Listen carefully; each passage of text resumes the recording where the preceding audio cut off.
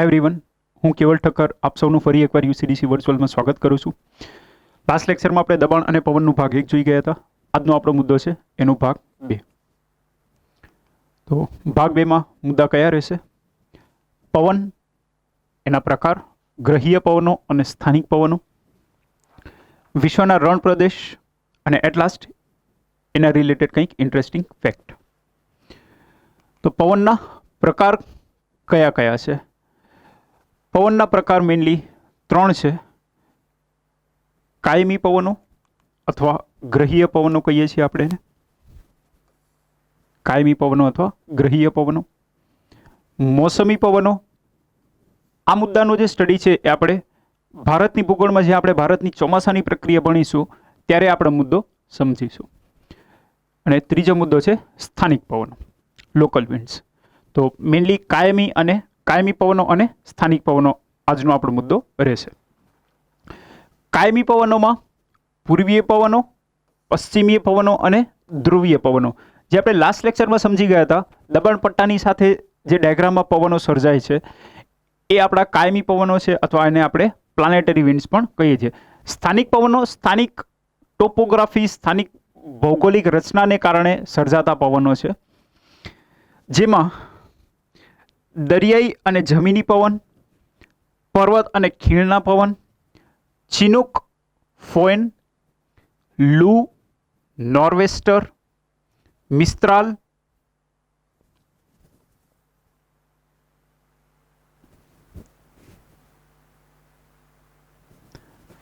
અને બોરા, સિરોક્કો અને હાર્મેટન, આટલા જ જોવાના છે। આનાથી વધારે જોવાની કોઈ જરૂર નથી।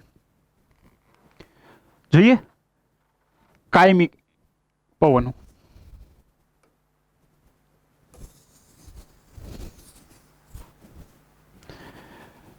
કાયમી અથવા ગ્રહીય પવનો જે છે એ મેઇનલી 3 છે: પૂર્વીય પવન, પશ્ચિમી પવન અને ધ્રુવીય પવન।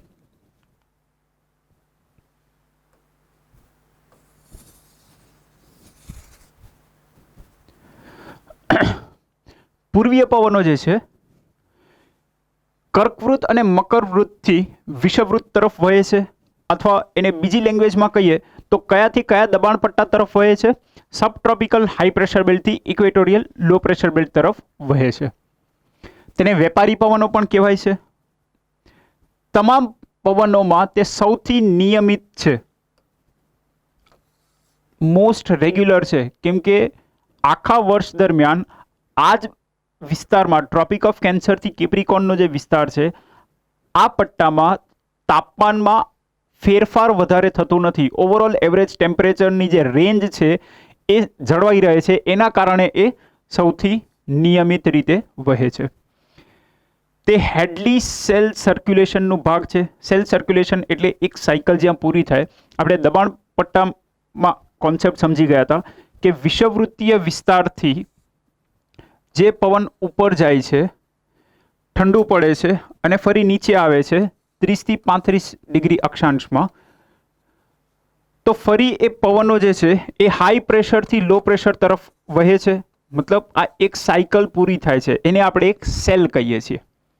એક સર્ક્યુલેશન પૂરું થાય એને આપણે સેલ કહીએ છીએ। તો પૂર્વીય પવનો જે છે અથવા વેપારી પવનો જે છે એ હેડલી સેલ સર્ક્યુલેશનનું ભાગ છે।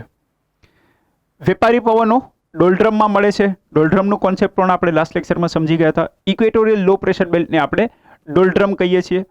ડોલ્ડ્રમ કહેવા પાછળનું કારણ શું છે? તો પવન જે મળે છે એની ગતિ મંદ છે, એરિયા ઓફ કામનેસ છે, એટલા માટે એને ડોલ્ડ્રમ કહેવાય છે।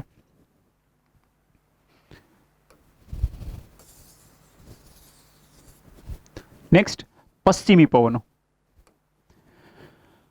પશ્ચિમી પવનો જે છે તેની દિશા વેપારી પવનોથી વિપરીત હોવાથી તેને પ્રતિ વ્યાપારી પવનો પણ કહેવાય છે। અને કયાથી કયા દબાણ પટ્ટા તરફ વહે છે? સબ ટ્રોપિકલ હાઈ પ્રેશર બેલ્ટથી સબ પોલાર લો પ્રેશર બેલ્ટ તરફ વહે છે। ઘોડા અક્ષાંશથી ઉદ્ભવે છે, એ જ અયનવૃત્તીય ગુરુદાબ પટ્ટામાંથી ઉદ્ભવે છે। મધ્ય અક્ષાંશમાં વહે છે, રાઈટ। તે ફેરલ સેલ સર્ક્યુલેશનનો ભાગ છે. પૂર્વીય પવન હેડલી સેલ સર્ક્યુલેશન, પશ્ચિમી પવન ફેરલ સેલ સર્ક્યુલેશન. દક્ષિણ અક્ષાંશમાં તેની તીવ્રતા વધારે હોય છે, એટલે દક્ષિણ ગોળાર્ધમાં અથવા દક્ષિણ અક્ષાંશ વિસ્તારમાં એની તીવ્રતા વધારે હોય છે. કારણ છે જમીન અને દરિયાનું વિતરણ. ઉત્તરી ગોળાર્ધમાં જમીનનું પ્રમાણ વધારે છે, દક્ષિણ ગોળાર્ધમાં જમીનનું પ્રમાણ ઓછું છે, દરિયાનું પ્રમાણ વધારે છે.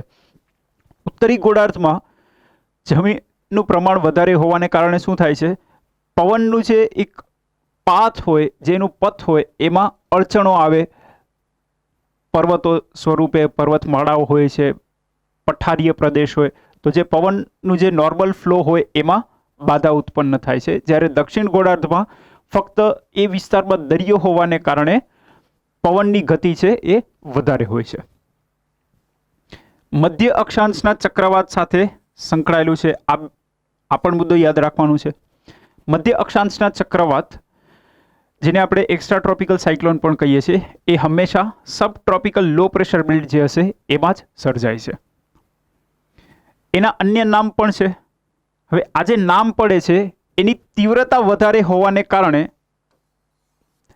તીવ્રતા વધારે હોય તો ઓબ્વિયસ એના પથમાં કોઈ પણ વસ્તુ આવે તો એને ડેમેજ વધારે કરે, મતલબ એનો ભય વધારે છે.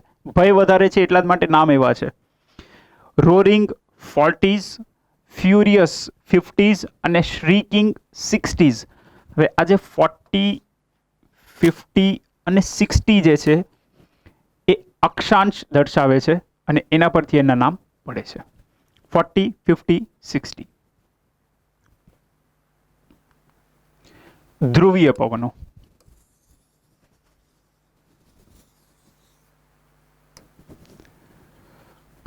ધ્રુવીય પવનો અત્યંત ઠંડા પવનો છે જે ધ્રુવીય વિસ્તારથી ધ્રુવવૃત્તીય વિસ્તાર તરફ વહે છે. ધ્રુવીય ગુરુદાબથી ધ્રુવવૃત્તીય લઘુદાબ પટ્ટા તરફ વહે છે. એની ભેજ ધારણ ક્ષમતા ઓછી છે. ઓબ્વિયસ છે, તાપમાન ઓછું છે તો ભેજ ધારણ ક્ષમતા પણ ઓછી હશે. જ્યાં તાપમાન વધારે, ભેજ ધારણ ક્ષમતા પણ ત્યાં વધારે હશે. નેક્સ્ટ, સ્થાનિક પવનો. સ્થાનિક પવનોમાં અગેન બ્રીફ ક્લાસિફિકેશન કરીએ. આગળ જે ચાર્ટ જોયું હતું એમાં બ્રીફ ક્લાસિફિકેશન કરીએ તો 3 પ્રકારના આપણને સ્થાનિક પવન મળે છે. જમીની પવન, દરિયાઈ પવન, પર્વત અને ખીણના પવન અને સ્થાનિક નામ ધરાવતા પવન, જે ફોએન, ચિનૂક, લૂ, નોર્વેસ્ટર વગેરે હતા, એ સ્થાનિક નામ ધરાવતા પવનો છે. જમીન અને દરિયાના પવન તો લોકલ ફેક્ટર્સના કારણે થાય છે શું, દિવસ અને રાત્રિ દરમિયાન પવનની દિશા વિપરીત હોય છે. દિવસ દરમિયાન જમીન જે છે એ વધારે ગરમ થાય છે, કેમ કે સૂર્યાઘાત જમીન અને દરિયા પર એક જ અક્ષાંશીય વિસ્તારમાં કેટલું ફરક પડે છે. જમીનને ગરમ કરવા માટે માત્ર સપાટીને ગરમ કરવાની જરૂર છે, જ્યારે દરિયાઈ વિસ્તારને ગરમ કરવા માટે સૂર્યની કિરણોને નીચે પેનિટ્રેટ કરવું પડશે. પાણી ટ્રાન્સપરન્ટ હોય છે એટલે લગભગ અડધો કિલોમીટર સુધી, 500 મીટર સુધીની ઊંડાઈ સુધી સૌર કિરણો નીચે પેનિટ્રેટ કરી શકે છે. તો જમીન જલ્દી ગરમ થાય છે. અહીંયા ટેમ્પરેચર વધારે છે તો લો પ્રેશર અહીંયા બનશે અને દિવસ દરમિયાન હાઈ પ્રેશર અહીંયા બનશે. તો પવનની દિશા કેવી હશે, અહીંયાથી આ રીતની. એટલે દિવસ દરમિયાન સી બ્રીઝ વહે છે, જ્યાંથી આવે છે પવન એના પરથી એનું નામ પડે છે. એટલે દિવસ દરમિયાન દરિયાઈ પવન, રાત થાય, સૂર્યાઘાત ન થતું હોય ત્યારે એનર્જી લોસ થતું હોય, પૃથ્વી પરથી ઉર્જા નીકળતી હોય, ત્યારે શું થાય છે, જમીન જલ્દી ઠંડી પડી જાય છે અને દરિયો હજી ગરમ હોય છે. તો અહીંયા લો પ્રેશર બને છે અને અહીંયા હાઈ પ્રેશર બને છે. અગેન હાઈ પ્રેશરથી લો પ્રેશર તરફ પવન વહેશે આ રીતે. નામ શેના પરથી પડશે, જ્યાંથી આવે છે. એટલે રાત્રિ દરમિયાન જમીન પરથી પવન વહે છે એટલે એને આપણે કહીશું જમીની પવન. દિવસ દરમિયાન દરિયાઈ પવન અને રાત્રિ દરમિયાન જમીની પવન. નેક્સ્ટ, પર્વત અને ખીણના પવન. પર્વત અને ખીણના પવનની જો વાત કરીએ તો દિવસ દરમિયાન સૂર્યના જે કિરણો છે એ ખાઈમાં પડે છે અને જે પર્વતોની સપાટી છે ત્યાં પણ પડે છે. તો દિવસ દરમિયાન પર્વતની સપાટી વધારે ગરમ હોવાને કારણે આ એરિયામાં લો પ્રેશર સર્જાય છે. અહીંયા હજી હાઈ પ્રેશર છે. તો દિવસ દરમિયાન શું થાય છે, ખીણમાંથી આ વેલી છે, આ માઉન્ટેન છે. દિવસ દરમિયાન અહીંયા લો પ્રેશર હોવાને કારણે પવન ઉપર જાય છે in the form of valley breeze, એટલે જ્યાંથી પવન ઉત્પન્ન થઈને આવે છે, ઉદ્ભવીને આવે છે, એના પરથી એનું નામ પડે છે. એટલે દિવસ દરમિયાન ખીણના પવન, રાત્રે રિવર્સ મેકેનિઝમ થાય છે. અહીંયા લો પ્રેશર બને છે કેમ કે હીટ લોસ જલ્દી થતું નથી, અને અહીંયા હાઈ પ્રેશર બને છે. તો માઉન્ટેનથી વેલી તરફ પવન જાય છે, એટલે રાત્રિ દરમિયાન શું થશે, પર્વતીય પવન વહેશે. નેક્સ્ટ, સ્થાનિક નામ ધરાવતા જે પવનો છે એ અહીંયા બે મુદ્દા નથી. લૂ અને નોર્વેસ્ટર એ બંને ભારતના સંદર્ભમાં જ વપરાતા છે. લૂ અને નોર્વેસ્ટર.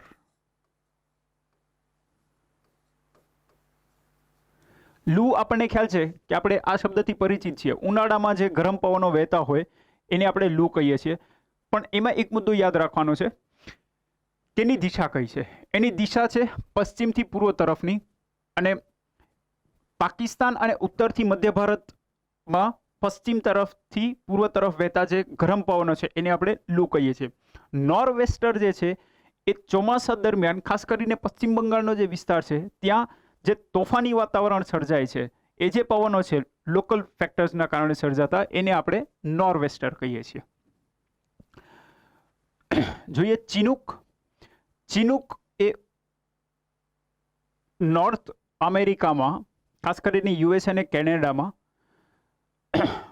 પશ્ચિમથી પૂર્વ તરફ વહેતા ગરમ પવનો છે, જેના કારણે આ એરિયામાં જે બરફ રહેલું હોય છે, જે સ્નોફોલ થયું હોય છે, એ ક્લિયર થઈ જાય છે અને ખેતી માટે જમીન ઉપયોગી બને છે. ચિનુકને સ્નો ઈટર પણ કહેવાય છે, કારણ કે ગરમ પવન છે એટલે જે બરફની ચાદર છે એ પીગળી જાય છે અને જમીન ખેતી લાયક બને છે, એટલે એને સ્નો ઈટર પણ કહેવાય છે. મિસ્ત્રાલ અને ફોએન એ સામસામા પવનો વહે છે, અને આ ઠંડુ પવન છે, આ ગરમ પવન છે. તો આ એરિયામાં આલ્પ્સની પર્વતમાળા છે, અને આ છે ભૂમધ્ય સાગર, મેડિટેરેનિયન સી.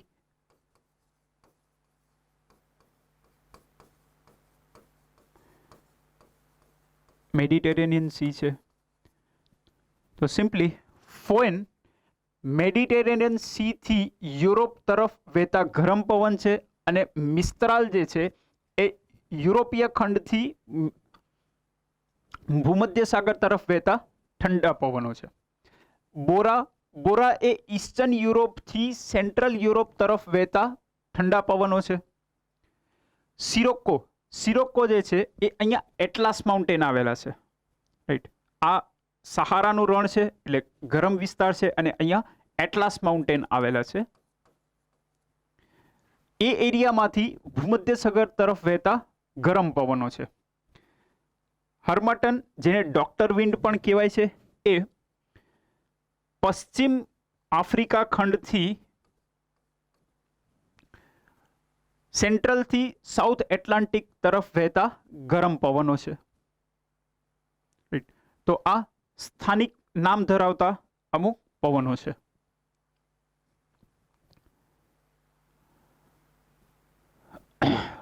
રણ પ્રદેશ. પવન અને દબાણ પટ્ટાને કારણે રણ પ્રદેશ સર્જાય છે. સામાન્ય રીતે આપણે રણ શબ્દ નજરમાં આવે અથવા તો રણ શબ્દનું આપણે સ્મરણ કરીએ ત્યારે આંખ બંધ કરીએ એટલે એક જ વસ્તુ યાદ આવે, એક રેતાળ મેદાન છે જ્યાં કોઈ વનસ્પતિ નથી, અથવા તો બહુ કોઈક અમુક વનસ્પતિ છે જેમ કે થોડ છે કે લીમડો છે, ગાંડો બાવળ છે, એક્સેટ્રા. રણની વ્યાખ્યા શું છે? રણ એટલે શું? પહેલાં તો ટેકનિકલ ડેફિનેશનમાં રણ એટલે શું કહેવાય છે? સામાન્ય રીતે રણ એટલે આપણને એક જ વસ્તુ ખબર છે, ગરમ રણ પ્રદેશ. બટ એનાથી આગળ ટેકનિકલી જો જોવા જઈએ તો રણ વિસ્તાર કોઈ પણ પ્રદેશને જાહેર કરવું હોય તો 2 ક્રાઇટેરિયા ફૂલફિલ થવા જોઈએ. 2 ક્રાઇટેરિયા કયા છે? 2 ક્રાઇટેરિયા છે એક્સ્ટ્રીમ ક્લાઇમેટિક કન્ડિશન અને નો ઓર negligible vegetation. Extreme climatic condition એટલે આબોહવા તીવ્ર હોય. હવે તીવ્ર આબોહવા એટલે વન સાઇડેડ ના હોય, એ ફક્ત 50-60 ડિગ્રી સેલ્સિયસની આબોહવા ના હોય, એની આગળ માઇનસ પણ લાગી શકે. એટલે -50-60 ડિગ્રી પણ હોય. કહેવાનો મતલબ ફક્ત ગરમ આબોહવા એટલે એને તીવ્રતમ ન કહેવાય. બીજી બાજુ ઠંડી આબોહવા, અતિશય ઠંડુ પ્રદેશ હોય, એને પણ એક્સ્ટ્રીમ ક્લાઇમેટિક કન્ડિશન જ કહેવાય છે. એટલે આબોહવા જે છે એ તીવ્રતમ હોવી જોઈએ. અને વનસ્પતિ જે છે, વનસ્પતિનું પ્રમાણ કાં તો સમૂરું ન હોય અથવા તો નહીવત હોય. ઇટ્સ ઓબ્વિયસ કે જ્યાં આબોહવા તીવ્ર હોય ત્યાં અમુક જ પ્રકારની વનસ્પતિ જીવિત રહી શકે છે, રાઈટ? તો આ વ્યાખ્યા પ્રમાણે જો જોવા જઈએ તો વિશ્વમાં 2 પ્રકારના રણ બને છે, ઠંડુ રણ અને ગરમ રણ. ગરમ રણ પ્રદેશની અહીંયા આપણે વાત કરવાની છે, ખાસ કરીને દબાણ પટ્ટા અને પવનના સંદર્ભમાં. બાકી ઠંડા, જેમ કે ગોબીનું રણ છે તો એ ઠંડુ રણ છે, રાઈટ? એ ગરમ રણ નથી. બટ વિશ્વના જે મોટાભાગના જે રણ પ્રદેશ છે એ ગરમ રણ પ્રદેશ છે. એટલે આપણા મગજમાં એક અજાણે મિસઅન્ડરસ્ટેન્ડિંગ બેસી ગઈ હોય છે કે રણ પ્રદેશ એટલે રેતાળ મેદાન જ હોય. રેતાળ મેદાન નહીં, બરફનું મેદાન પણ રણ પ્રદેશ જ કહેવાય. જેમ કે ભારતમાં લદ્દાખ પણ ઠંડુ રણ છે અને ત્યાં even cold desert biosphere reserve પણ આવેલું છે, આપણને ખ્યાલ છે. તો રણની વ્યાખ્યા હવેથી યાદ રાખી લેજો. 2 ક્રાઇટેરિયા ફૂલફિલ થાય એટલે કોઈ પણ પ્રદેશને તમે રણ પ્રદેશ જાહેર કરી શકો. તો વિશ્વના લગભગ તમામ ઉષ્ણકટિબંધીય રણ પ્રદેશ, ટ્રોપિકલ ડેઝર્ટ્સ જેને આપણે કહીએ છીએ, એ કયા વિસ્તારમાં છે? 30 થી 35 ડિગ્રી અક્ષાંશ વિસ્તારમાં આવેલા છે. એ પછી ઉત્તર હોય કે દક્ષિણ હોય, મતલબ સબ ટ્રોપિકલ હાઈ પ્રેશર બેલ્ટ જે છે એમાં આવેલા છે. આ ચાર્ટ આપણે લાસ્ટ લેક્ચરમાં સમજી ગયા હતા, જ્યાંથી પવનો છૂટા પડે છે.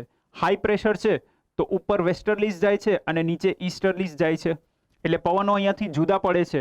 તો ઓબ્વિયસ છે કે આ એરિયામાંથી મોઇશ્ચર લઈને જશે.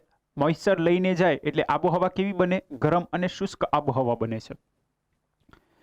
તે ખંડની પશ્ચિમે આવેલા છે. આ બંને મુદ્દા ખાસ યાદ રાખજો. ખંડની પશ્ચિમે આવેલા છે અને 30 થી 35 ડિગ્રી અક્ષાંશ વિસ્તારમાં આવેલા છે.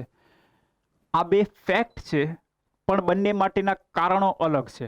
એટલે એક્ઝામમાં જે પ્રકારનો પ્રશ્ન પૂછાય એ પ્રકારનું આપણે જવાબ આપવાનું છે. ખાલી ઉતાવળે પછી મિસ્ટેક ના થઈ જવી જોઈએ.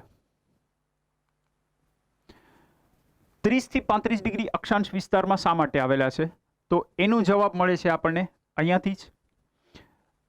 હાઈ પ્રેશર બેલ્ટ છે આ એરિયામાં, તો ત્યાંથી પવનો જુદા પડે છે. તો આ 30 થી 35 ડિગ્રી અક્ષાંશ જોઈ લો, 30 ડિગ્રી અક્ષાંશ ઉત્તર અને દક્ષિણ. આ નોર્થ અમેરિકાના ચિહુઆવાન ડેઝર્ટ છે. પછી અહીંયા આ એટાકામાનું ડેઝર્ટ છે, આ પેટાગોનિયન ડેઝર્ટ છે, આ સહારાનું રણ છે.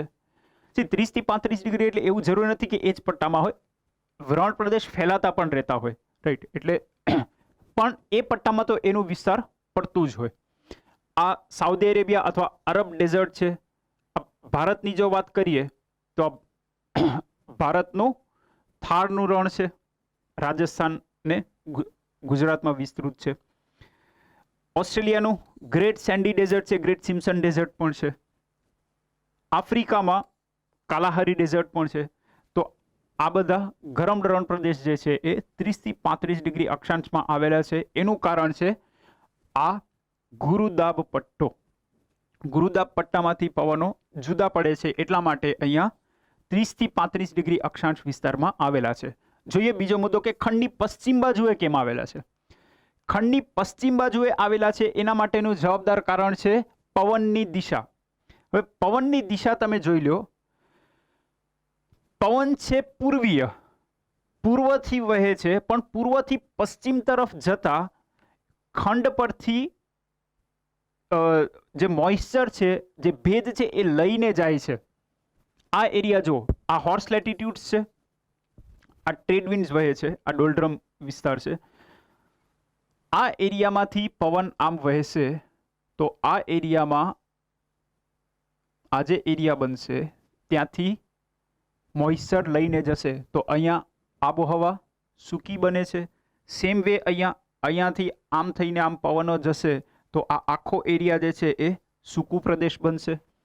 સેમ અહીંયાથી જે પવનો છે એ આ રીતે વહેશે આમ, રાઈટ. તો અહીંયાથી ખંડથી દરિયા તરફ જાય છે તો મોઇસ્ચર લઈને જશે. સેમ અહીંયા ભારતમાં પણ અહીંયાથી આ રીતે જશે તો આ એરિયામાં રણ પ્રદેશ બનવું નેચરલ છે. સેમ અહીંયા ઓસ્ટ્રેલિયામાં અહીંયાથી આ રીતે વહેશે તો આ એરિયામાં રણ પ્રદેશ બનવું સ્વાભાવિક છે. હવે ખંડની પૂર્વ બાજુની જો વાત કરો તો એનાથી વિપરીત બનશે. ખંડની પૂર્વ બાજુ વાત કરીએ, જેમ કે અહીંયા આ પૂર્વ બાજુ આવ્યા તો દરિયાથી ખંડ તરફ આવે છે પવન તો મોઇસ્ચર લઈને આવશે, એટલે પૂર્વ બાજુ રણ પ્રદેશ નહીં સર્જાય. જેમ કે આ બાજુ છે, પૂર્વ બાજુ રણ પ્રદેશ નહીં બને, રાઈટ. જેમ કે અહીંયા છે તો પૂર્વ બાજુ રણ પ્રદેશ નહીં બને, બનશે હંમેશા પશ્ચિમ બાજુ, અને 30 થી 35 ડિગ્રી અક્ષાંશ વિસ્તારની વાત છે. વિશ્વના અગત્યના રણ કયા છે અને ક્યાં એ સ્થિત છે? ઉત્તર અમેરિકાના મુખ્ય રણ પ્રદેશ કયા કયા છે? Mojave desert, Sonoran desert, Chihuahuan desert, great basin desert. South અમેરિકાના રણ કયા કયા છે? સેચુરા, એટાકામા, મોન્ટી અને પેટાગોનિયા. પેટાગોનિયા અગેન એ ઠંડુ રણ છે, એટાકામા ગરમ રણ પ્રદેશ છે.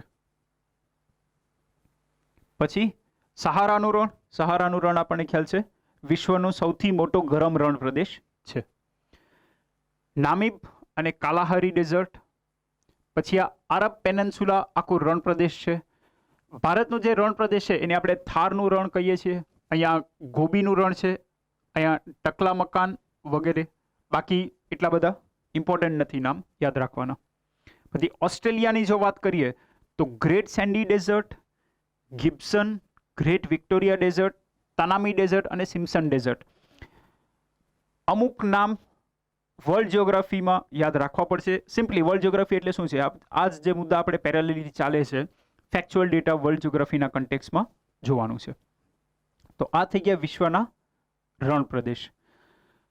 હવે વિશ્વના રણ પ્રદેશ, ચલો ભારતના રણ પ્રદેશની જો વાત કરીએ તો ભારતનું જે થારનું રણ છે એનું એરિયા વધતું જાય છે. સી ભારતમાં મેઇનલી મુખ્યત્વે બે રાજ્યમાં આપણને રણ પ્રદેશ મળે છે, રાજસ્થાન અને ગુજરાત. પણ બંનેની લાક્ષણિકતા અલગ છે. રાજસ્થાનનું રણ છે એ રેતાળ રણ છે, જ્યારે ગુજરાતનું જે રણ છે એ રેતાળ રણ નથી, એ ખંડીય છાજલી ઉચકાવાથી બનેલું ખારાશવાળું મેદાન છે, રાઈટ. અગેન ગુજરાતનું કચ્છનું નાનું રણ અને કચ્છનું મોટું રણ, રાઈટ. તો એ ખંડીય છાજલી ઉચકાવાથી બનેલા ક્ષારના મેદાનો છે, જ્યારે રાજસ્થાનનું રણ એ રેતાળ રણ છે. હવે આ રણ પ્રદેશની જો વાત કરીએ તો એન્વાયરમેન્ટ બાયોડાયવર્સિટીના પર્સપેક્ટિવથી કરંટ અફેરનો એક મુદ્દો જોજો તમે લોકો. આ રણ પ્રદેશને અટકાવવા માટે ભારત સરકારે એક પ્રોજેક્ટ હાથ ધરવાની છે. ગ્રેટ વોલ બિલ્ડ કરવાની છે આપણે, એક green wall, right.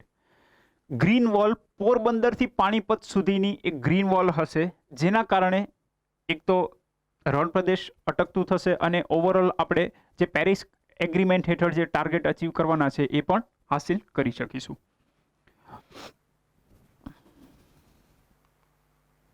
At last interesting